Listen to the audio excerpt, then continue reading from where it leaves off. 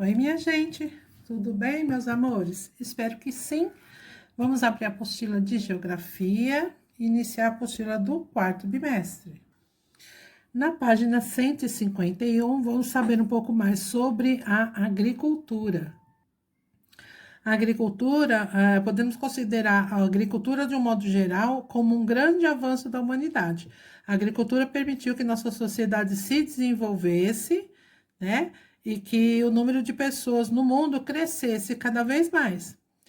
Ao falarmos em agricultura, é importante lembrarmos que nossos ancestrais dependiam exclusivamente dos recursos produzidos pela natureza e, portanto, viviam da coleta dos vegetais e atividades de caça de animais. Isso lá nos ancestrais, lá no início, lá nos primórdios, tá bom? Estudos apontam que a atividade agrícola, caracterizada pelo cultivo de plantas, criação de animais, começou a ser praticada em cerca de 12 mil anos atrás, gente. Então, na região lá da Ásia, conhecida como Crescente Fértil, que fica entre dois importantes rios, que é o Rio Tigre e o Rio Eufrates, destacado aí no texto para vocês.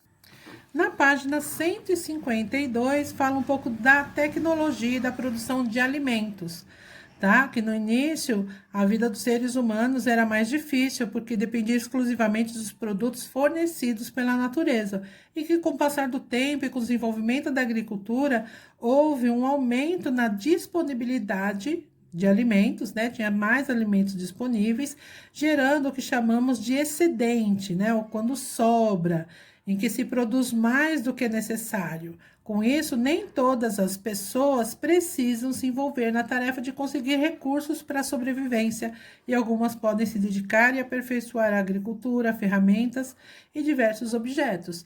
Então, graças a quem produz bastante, né, e que a gente pode a gente acaba se beneficiando com essa sobra, o que nós compramos. Então, vamos supor, eu não preciso plantar, né? Eu posso me dedicar à minha profissão, que é ser educadora, né? Que é ser professora, e com o meu ganho eu adquiro os alimentos para minha casa. Podemos admitir que as novas técnicas usadas na agricultura possibilitaram que atualmente tenhamos diversos confortos à nossa disposição. Ao longo de toda a história, novos avanços tecnológicos foram sendo incrementados aos processos de produção de alimento. De modo geral, esses avanços foram ocorrendo gradualmente, devagar, né, pouco a pouco.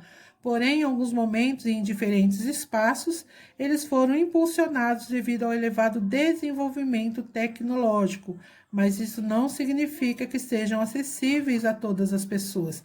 Quer dizer, existe a tecnologia para a agricultura? Existe. Existe tecnologia para a produção de gado? Existe. Ela é de acesso a todos os agricultores, a todos os criadores de animais? Não. Né? Tem um exemplo aí embaixo, um aparelho rudimentar para arar a terra. Hoje existem maquinários para isso, mas nem todos têm acesso e acabam usando ali, né, puxado pelo boi, esse aparelho rudimentar que serve para arar a terra, para dar uma fofada na terra, tá bom?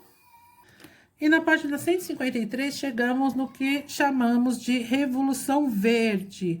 Ao longo dos primeiros 10 mil anos da atividade agrícola, muitas modificações foram feitas e diversos incrementos técnicos e tecnológicos foram desenvolvidos.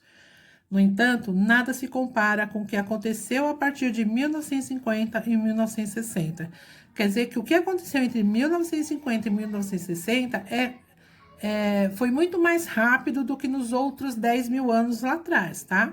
Esse período ocorreu pouco tempo depois do final da Segunda Guerra Mundial e, portanto, é considerado uma época pós-guerra.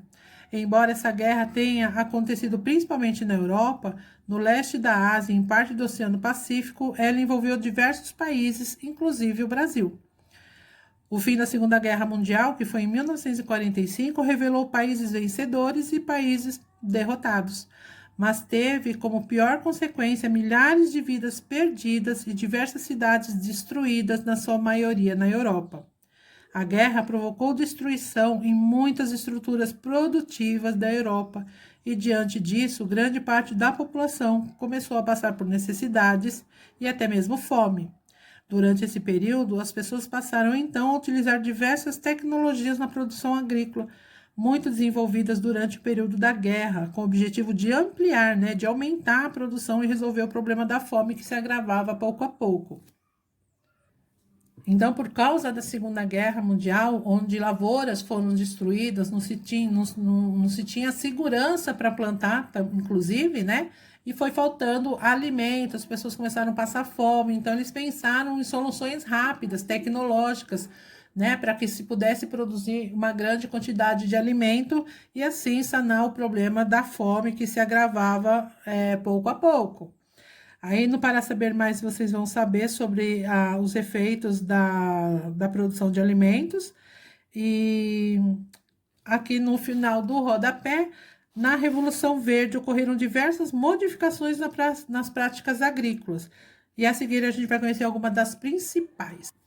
Então vamos lá, uma das principais, as máquinas. A partir do século XIX surgiu o primeiro trator, tem imagem aí ao lado, impulsionado por um motor movido por combustível, inicialmente pela queima de carvão ou lenha, nas chamadas máquinas a vapor.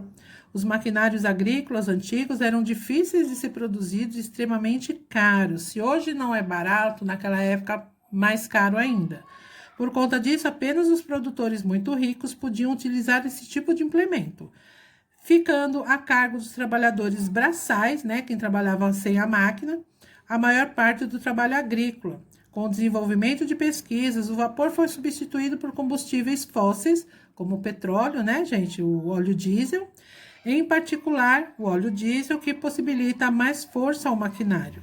Os maquinários agrícolas se desenvolveram especialmente depois da Revolução Verde e atualmente vão além de tratores. Um exemplo de maquinário atual são as colhedeiras.